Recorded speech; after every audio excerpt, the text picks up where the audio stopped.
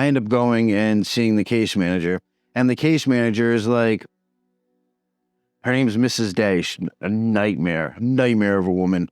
And she was like, you have detainers. And I was like, I don't have any detainers. Like, I got them all cleared up before I even was federally sentenced. She's like, that's not what it says here. You have detainers. I was like, all right, listen, like, you know, I know I don't have any. I got them all cleared up. And she's like, prove it. What's up, guys? So today we have a question from Hashcade, who says, most big prison YouTubers just brag about how gangster they are for doing time. Yeah, in my book, like, that definitely does not, you know, qualify as something that you should brag about. You know, there's really, you know, there's nothing to brag about in going to prison. You know, it's a trash place. You know, like, just it's legalized slavery. You know, I don't think anyone should be bragging about it. Definitely doesn't, you know, sitting in a cell, you know, or, you know, dealing with socio or psychopaths is not something that should be glorified under any circumstance. So just for doing, and just talk about the violence. Yeah, definitely.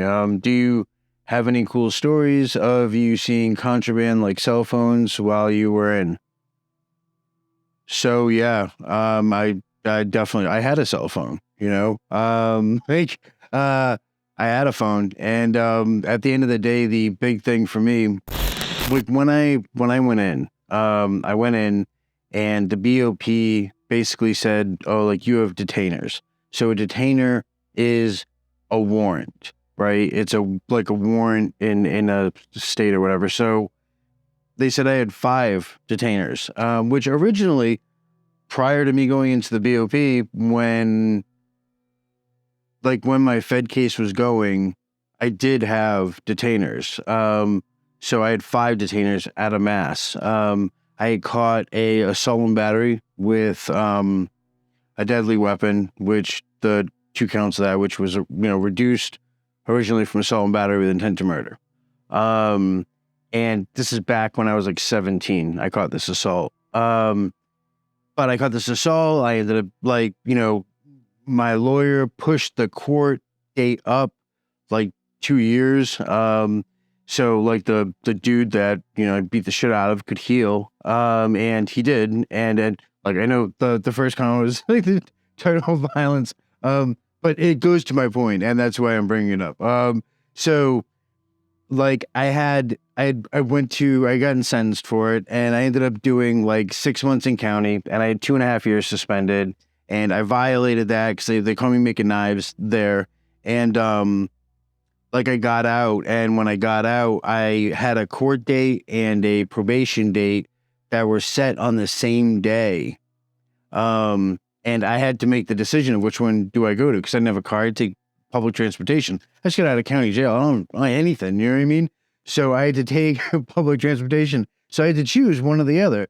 So your probation officer technically is kind of like an officer of the court. So I figured I'll go there, you know, because he, you know, he's gonna, you know, he knows me. Like, if I skip him and I go to the court, I thought it would be a little bit harder to explain, and it probably would have, but either way. So I go to him, and he's like, you missed your court date. I was like, dude, like, I'm scheduled to be in court for 9 a.m. and it's 9:05. But, like, the difference is that court date is scheduled like 40 minutes away on a bus. So, like, you know, probably 30 minutes away in a car. And that's like if the bus schedule was synced perfectly. So, yeah, he was like, I don't care. You know, it's irrelevant. I don't care. Not my problem. I'm violating you. And again, I had 2.5 years suspended, which means, like, I have the potential to go back to county jail for 2.5 years. And he was like, you know, make sure you go to your next court date. And I was like, yeah, you know, absolutely, you know. And, you know, as soon as I walked out of that office, I went back to where I was saying, packed up all my stuff, and moved to Rhode Island. Screw that, you know. So ended up getting, you know, warrants out for me. The first thing they do in Mass when you catch a warrant is a lot of times they'll pull your license, because they figure if you don't have your license, you can't drive, which is all right. you know, at the end of the day, if you have warrants, you obviously probably don't care too much about the law. So you're going to do whatever you want anyways. So, so I had these warrants, and to explain the situation right, like if like I got pulled over, I was in Rhode Island, I got pulled over, stupid stuff like possession of cannabis, you know what I mean?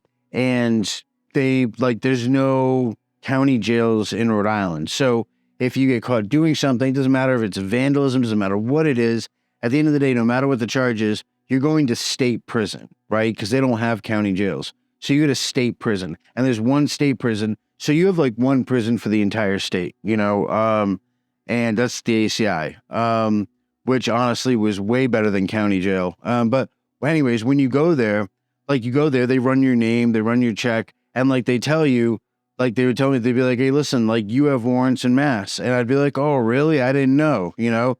They'd be like, make sure you get that taken care of. So then I would go to court, because like for the possession charge I had of cannabis, I would go to the court, and in Rhode Island, like, you know, it's like, you know, dismissed on my own recognizance. I don't care. You know, it was like $700 fine. And that was it. But like every time I got pulled over, so every time I saw a cop and they ran my name, they're like, do you know you have warrants? I was like, oh, no, I didn't know. You know, I'll take care of that right away, you know? And so when I caught my Fed case, this is 15 years later, give or take. So I caught my Fed case, and, you know, when I caught my Fed case, my federal probation officer, he's like, do you know you have warrants en masse? I was like, no, I didn't know. I'll get those taken care of. It was the same thing I've been saying for the last decade and a half, you know? And he was like, no, you will. These are the feds. Like, I've seen you had other charges before. They ran your name. They told you. You know what I mean? I know you know. And so a condition while I was out on pretrial was that I get my warrants resolved. And like, you know, at the end of the day, I did not want to go to mass and have to go back to that crappy ass county jail. So, you know, it was prolonged, like, and it kept getting prolonged.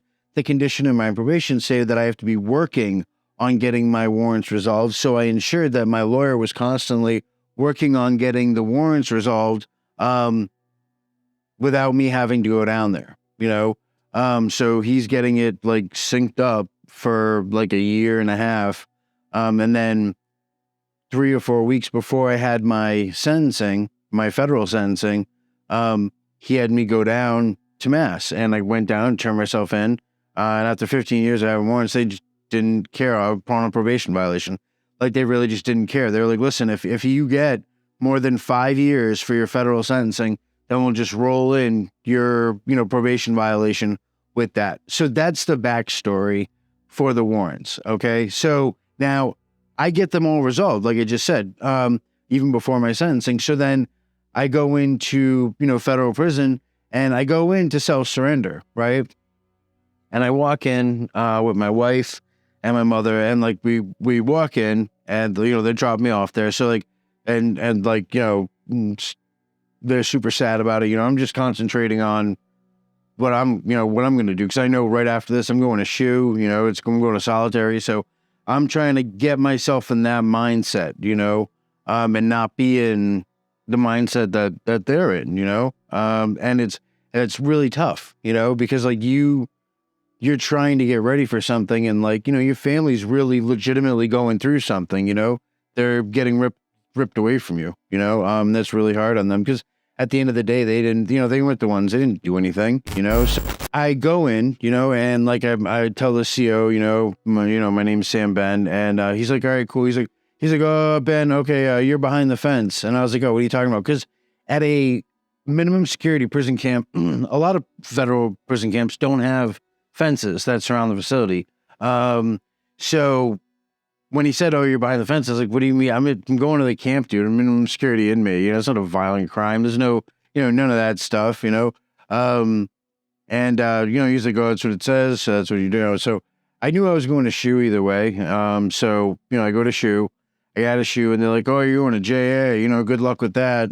I was like, so I ended up going there. And when I get there, it's all cells. Okay. So like, J building is all cells, excuse me, which in the BOP, dormitory style housing is low security and minimum security. And when you're in cells, that's for medium security inmates and high security inmates. And that's what that unit was. Like, they had guys there who had pen points. Like, you had dudes there who were high level security, you had dudes there who were medium level security. I mean, we had dudes there who were, you know, they got in trouble at camps and they were there as a disciplinary spot. So like, you had all different types of people in this one unit, you know, and, you know, I mean, I didn't mind it because, like, there was actually a good amount of respect in that unit. Like, later on, I went to the camp, but like, but I actually preferred like the medium or the high, whatever you want to call it. So it wasn't a penitentiary, so I really wouldn't classify it as a high. But so, like, when I went to go see my case manager after being there, like, I got out of SHU. I was in solitary for like 7 days or 14 days or something like that. I got out of solitary. I get to my unit, and, you know, 3 days after I get to my unit, or 2 days after my unit, something like that, I end up going and seeing the case manager. And the case manager is like, her name's Mrs. Day. She's a nightmare of a woman. And she was like, "You have detainers." And I was like, "I don't have any detainers. Like, I got them all cleared up before I even was federally sentenced." She's like, "That's not what it says here. You have detainers." I was like, "All right, listen, like, you know, I know I don't have any. I got them all cleared up." And she's like, "Prove it." I'm like, "Yeah, I'm in a cell block. There's no Google. I don't have a smartphone. There's no resources. You can't just prove it, you know? Like, my phone isn't even activated. I can't even call on the wall phone, you know? Yeah, so I ended up, it took me about a month and a half, but I got my transcripts from every single different court that I had warrants in, and I got the paper with the signature of the judge that showed those warrants had been resolved. And so I went, brought them to her during an open house, which is when you can come talk to the counselor. So I caseworker, I came in, it's like, "Here's my documents, blah, blah." She's like, "That's not my job." So I'm like, "Okay, like, whose job is it? Who should I give this documentation to?" She's like, "Oh, that goes to R&D, or receiving and discharge, basically." So I ended up getting it to them, sent it to them with what they call a cop-out, which is communication staff, saying like, "Hey, listen, here's my proof of my warrants being resolved, blah, blah, blah." So then I come back like a week later, and I'm like, "Listen, like, I sent it to, you know, R&D," and she was like, "All right, great. Like, what do you want?" You know, she was like, your next team is going to be in 6 months. So come back then, you know? And that's kind of how it is in the BOP. So I'm like, all right. So, you know, wait, you know, half a year goes by, and I come back, and I have my team, and she's like, "Oh yeah, like, all your warrants are cleared. Like, you're good. You know, they'll probably put in for, you know, you to go to a, you know, different place at some point." You know, it's like, so it's something like, from when I got it was like 9 months. And finally, after like, or maybe it's 10 months, it's something like that. After that, I ended up they stuck me in quarantine, slash, isolation. So like, the difference between the two was supposed to be like, you go to isolation if you have COVID symptoms or you have COVID, and you go to quarantine if like it's just like a procedural thing. Like, you're waiting to go to a cell block, but like, you have to wait your 14 days to prove that you don't have COVID. But like, the 14-day thing, like, isolation is when you have COVID symptoms, and quarantine is, you know, when it's just a procedural thing. So there's a big difference between the two. But like, I remember hearing the CEOs like, "Oh, like, well, you know, oh, we have people in quarantine and isolation here." I remember hearing another CEO like talking about, he's like, "Oh, what's the difference?" And like I'm like, "Oh my God." Like, cause these are the people that like you're depending on to make sure that you don't die. Cause if you catch COVID, like in federal prison, they'll lock you in a cell and they'll walk away. Like, everyone's like, "Oh, you know, Jeffrey Epstein wasn't being watched." And I'm like, dude, no one gets watched. You get locked in a cage and they walk away. Like, there's no There's no monitoring. No one cares if you're safe. No one's making sure you're good. That's not how it works. Like, they don't care. Like, that CO is going to lock you in a box and he's going to go watch Netflix or whatever, for, 6 hours or until the next time he has to get up off his ass and do count. And like, that's the only thing that a CO does in the BOP is they conduct count, once every couple hours, whenever they're scheduled to, that's when they do it. And that's all they do. And so anyways, going through, you go through all that. And then when they stuck me in quarantine, I was supposed to be there for 14 days. I ended up being there almost triple that. I think it was 36 days. So not triple, but so finally I go from 24-hour, 7 days a week lockdown. That's what a COVID quarantine is. There's no rec, even though it's, legally required to have rec, there's no rec. So, I finally make it out to the camp and the camp counselor is the first person you see whenever you get to a new unit. Camp counselor is like, oh, they forgot about you. You thought it was hysterical. But once I got out there, my whole plan was just I didn't have any contraband. I didn't mess around at all when I was in the medium. So my point, the whole point of it was to get out to that minimum. And then once I finally had made it out there, that's when things opened up and you could really do things. So in that situation, once you get to that minimum security, you have a good amount of options, that's when a phone goes from being a couple of grand, to being, maybe 100 or a couple of hundred. The difference is massive. So the more higher up you are in security, the more expensive stuff is, as far as contraband goes. But the interesting thing is it just makes it more lucrative. So the more contraband you get rid of, the more money the remaining contraband or the new contraband is actually worth. So it's a funny paradox and a kind of a switch up, where at the end of the day, they'll try getting rid of stuff and they just encourage people to do more. And it makes them more money, the more contraband they pull out. And that's why there's always an endless stream of it at the end of the day. So, when I got to the camp, I put up $150 and I got my own cell phone because my whole plan the entire time was to get out. So there was no fence. So my point was get out and go, to the local hotel and spend some quality time with the family. Because at the time they had COVID lockdowns and you couldn't do anything. There was no visitation. So for a good 6 months, I hadn't been able to even see my wife. And at the end of the day, you got really messed up people at some of these federal spots, child rapists and murderers and stuff like that. So it's not an environment you really want your kids in or around, or I didn't want mine in or around.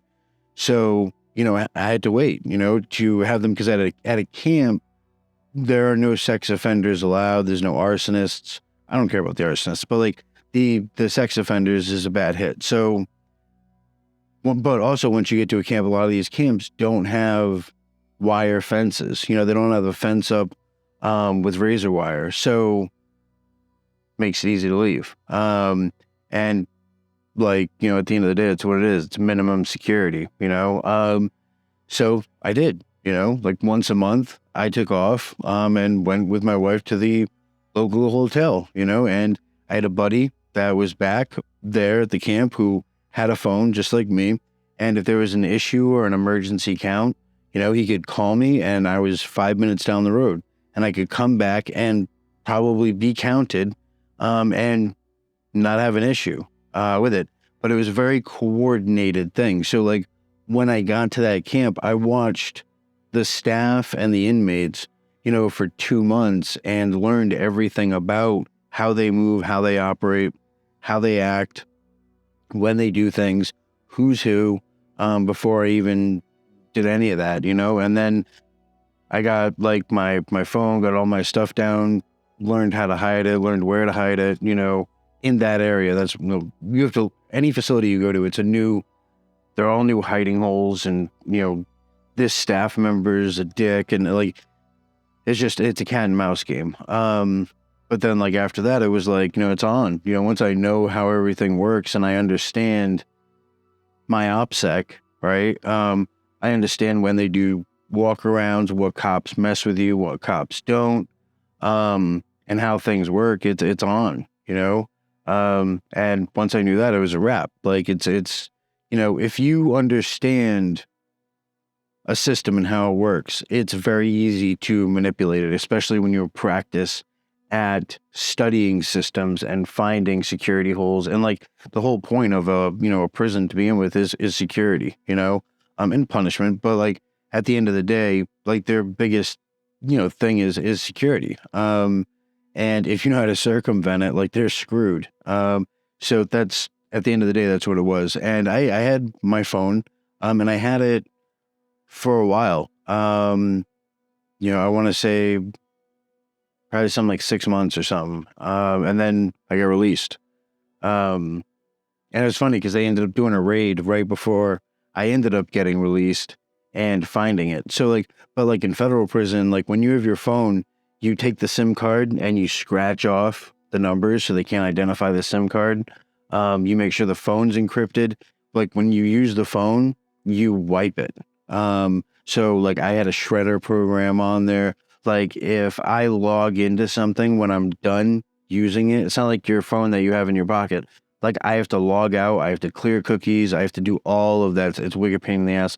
But like at the end of the day, what that means is, if I'm calling someone on that phone, I'm calling them using Signal or, something like that. And when I'm done using that app, I remove the app, right? And I delete all the data that's afterwards. So even if you found my phone, you wouldn't be able to identify who owns it, like any of that stuff, because there's nothing actually on it. And that was, the interesting part of it. So, I had a throwaway Gmail account for like the App Store, which I kept logging because I didn't do anything with that Gmail anyways. But the funny thing was, after I got out, I ended up checking the status of the Gmail and I saw that I want to say it was like the cyber department, like is out of Boston.